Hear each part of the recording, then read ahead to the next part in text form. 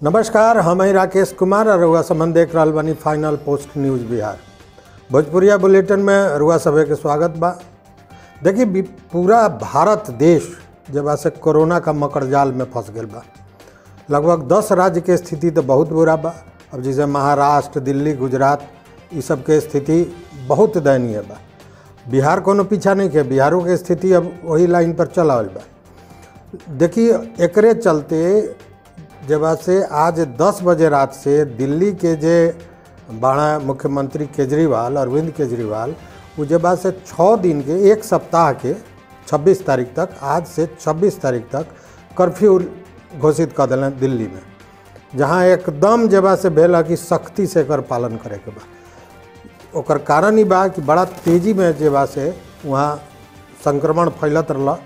आ 30% संक्रमण फैले के जे रेशियो बा वो 30% हो गया। मतलब कि 10 आदमी में 3 आदमी का निकले हुआ। तो स्थिति बड़ा गड़बड़ बा। वही से ये सब भेल है। अब 26 अप्रैल तक ये जब से कर्फ्यू लागू रही। बिहार के भी स्थिति कोनो ठीक नहीं के। यहाँ भी संक्रमण के जौन लाइन बा वो बुझी कि एकदम साफ रॉकेट का स्थिति में भाग रहा बा। रोज नया रिकॉर्ड बन रहा बा, पुरनका रिकॉर्ड टूट रहा बा। अब एकरे चलते सारा लोग का साथ बैठक करके, विपक्षी दल से बैठक करके, जब से केंद्र सरकार से वार्ता करके नीतीश कुमार भी कुछ फैसला ले लेन कल। और वो फैसला का बा तो देखी कि सबसे पहले तो स्कूल, कॉलेज, कोचिंग संस्थान ये सब के 15 मई तक बंद कर देवल गए। सब तरह के परीक्षा पर रोक लाग गई। कुछ कॉम्पिटिटिव परीक्षा बा जौन हुई वो पर अभी रोक ना लागल बा। जहाँ जहाँ ये तरह के संक्रमित लोग पावल जाई वो जोन के कंटेनमेंट जोन बना दिया, ठीक बा। और 9 बजे रात से 5 बजे भोर तक एकदम कर्फ्यू रही बिहार में। हर जगह आवागमन बंद रही, कुछ भी ना चली। खाली ओमें का चली तो जौन बहुत आवश्यक चीज़ बा, जैसे स्वास्थ्य सेवा से जुड़ल चीज़ भेल या यही तरह के जौन जो पुलिस बा ये लोग। अब देखिए कि होटल भी बंद कर दिया, मैंने बंद कर देवल दूसरा ढंग से। अब होटल में बैठ के रहुआ ना खाए के बा, खाना मंगावे के बा मंगा लिए, चाहे जाके पैक करा के ले आई, घरे बैठ के खाएं, लेकिन होटल में नहीं के खाए के। जहाँ भीड़ भाड़ के इलाका रहा, मान ली कि दिन में तो खुलल बा, अब सब्जी बाजार बा या गल्ला बाजार बा, वहाँ बड़ा भीड़ हो जाता ला। तो वहाँ जे स्थानीय प्रशासन बा उ लोग के अधिकार देवल गेल कि उ चाहस तो 144 धारा लागू करस। कहे के मतलब आप जैसे शादी ब्याह ली ना, पहले शादी ब्याह में रहा कि 200 लोग आई तो ओकरा घटा के कह देवल गेल 100। शादी ब्याह में 100 से ज़्यादा ना जाए के बा। श्राद्ध में पहले रहा 50, अब हो गया ना, श्राद्ध में कम से कम 25 आदमी से ज़्यादा केहू ना जा सकता। तो ये सब जब से ठीक बा, में बहुत लोग का कष्ट भी होई, लेकिन ये जरूरी बा।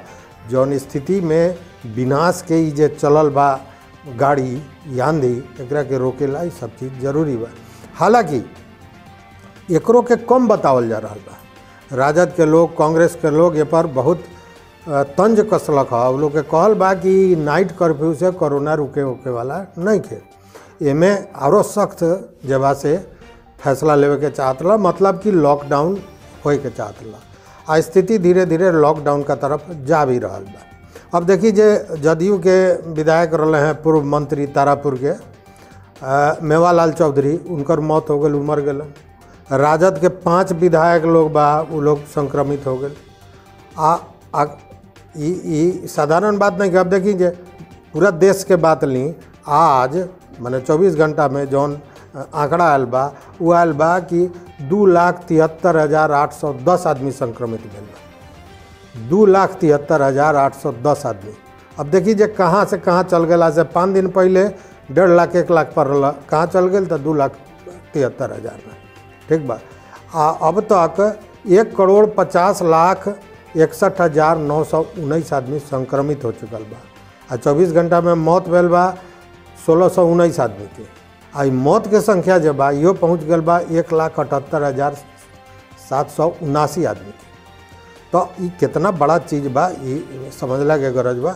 आ वही हिसाब से आदमी का अपन जीवन सुरक्षित रखे के बा। अब देखी ई केहू के छोड़त नहीं कि छपरा के जे बाल सुधार गृह बा वो में 37 गो लड़का जेबा से संक्रमित पावल गया जी। विभिन्न छोट मोट अपराध में वो लड़का सब जो अपराध करल है ओकरा बाल सुधार में रखल जाले।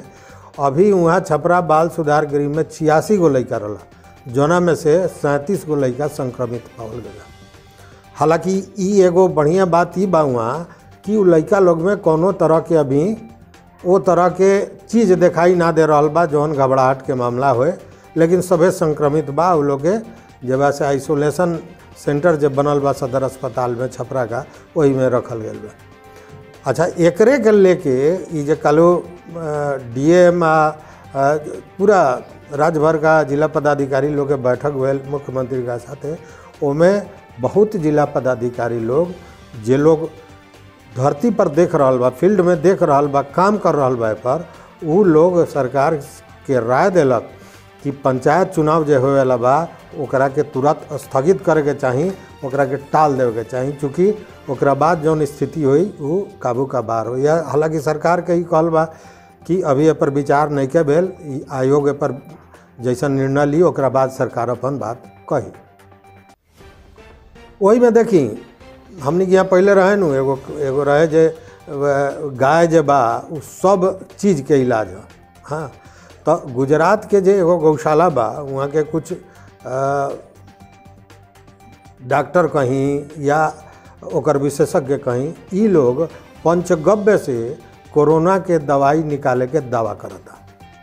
पंचगव्य के मतलब कि गाय के मूत्र, गोबर, दूध, दही आ घी, यही से ये लोग 3 तरह के दवा निकलले बा।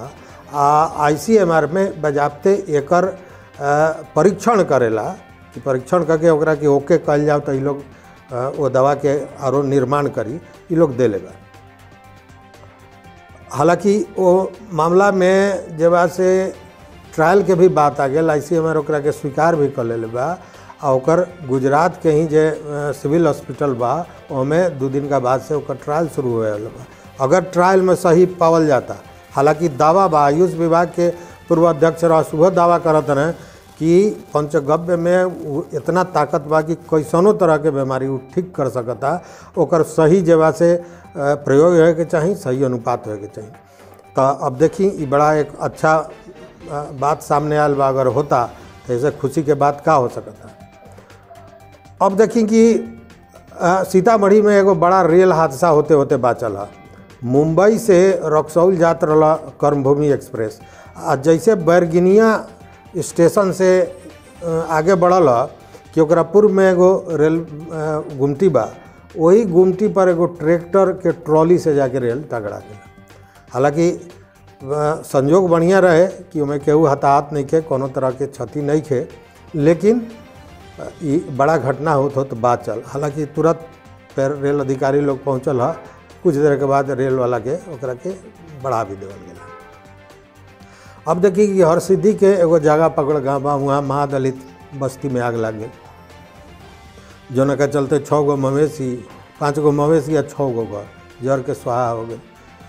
अच्छा, अपराधी सभी यहाँ पे इतना का बावजूद आँख नहीं के कुलत अपराधी अपन काम जारी रख लेगा। यहीं बगल में अवधेश चौक मोतिहारी के वहाँ एगो कबाड़ व्यवसायी के गोली मार दिलक अपराधी, वो बुरी तरह घायल बा, एगो निजी अस्पताल में ओकर इलाज चल रहा बा, पुलिस तहकीकात कर रहा बा। तुरकौलिया में देखी जे 60 लीटर चुलाई शराब बरामद भेल है।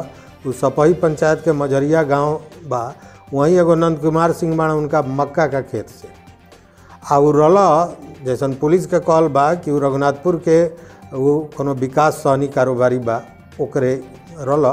पुलिस ओकरा पर FIR भी दर्ज कैले बा। अब औरे राज मंदिर से कल्याणपुर के कुछ लोग गेल अलीलाल मंदिर में पूजा करे आ वहाँ से लौटत रहे लोग। वही समय जब से कोटवा का बजिया गांव के पास टेम्पू से आवत रहे लोग, टेम्पू उलिट गए आ टेम्पू उलिटला के चलते 6-7 आदमी घवाहिल हो गए। आ वो में कल्याणपुर के बहलौलपुर गांव के एगो सुरेंद्र ठाकुर बाणा उनकर मौत हो गई। लेकिन सबसे बड़ा घटना हम जो बता रहल बानी ई देखिए, मोतिहारी के गांधी मैदान का बगल में पुलिस लाइन बा, ओकरा पहले कारा बा, ओकरा आगे अगर जातनी तो डीएसपी के आवास बा, आ ओकरे दूसरा तरफ एसपी के आवास बा, डीएम के आवास बा, जज साहब के आवास बा, सबे के बा, आ एक तरफ जो बा समाहरणालय बा। मतलब कि सबसे पौष इलाका, सबसे सुरक्षित इलाका माना जाए। कालू शाम में वहाँ मजुराहा गांव के एक आदमी जात रहस, वो मजुराहा जौन बा से हरदिया पंचायत में पड़ल है, वहाँ के जे सरपंच बाड़ी उनकर पति रहस। वो लौटत रहस घर का तरफ, वैसे डीएसपी के घर का तुरंत पहले अपराधी से उनका के गोली मार देलक।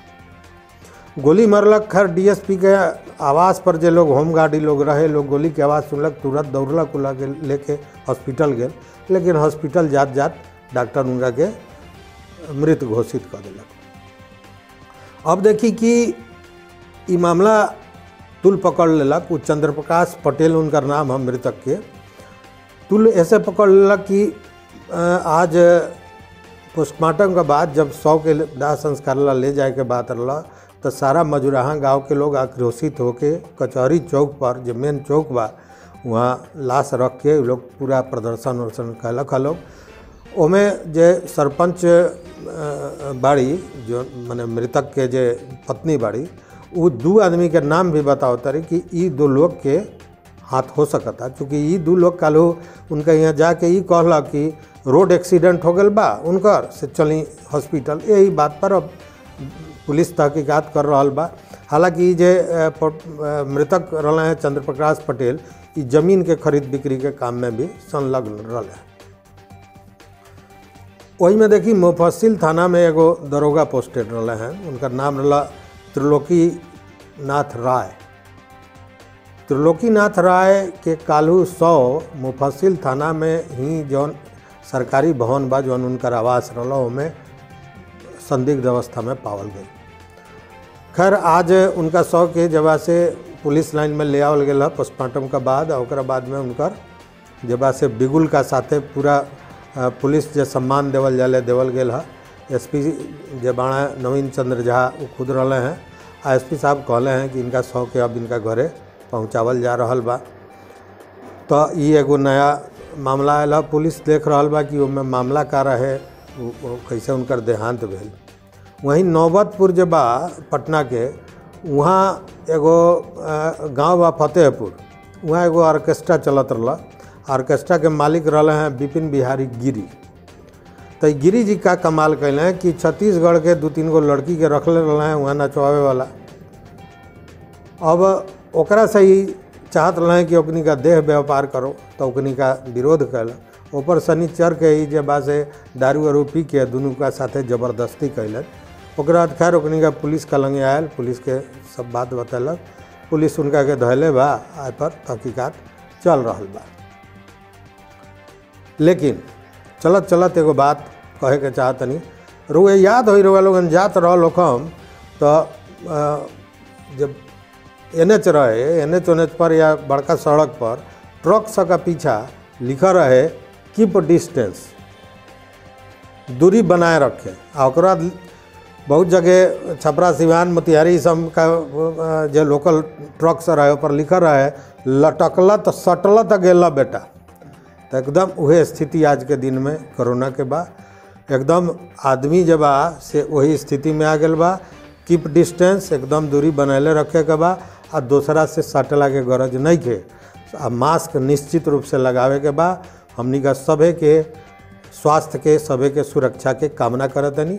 रुआ लोगन अगर चैनल पर नया हुई तो निश्चित रूप से एकरा के सब्सक्राइब करी। हमनी का फेसबुक या ट्विटर अकाउंट के जो पेज बा ओकरा के लाइक करी। तो बहुत बहुत धन्यवाद।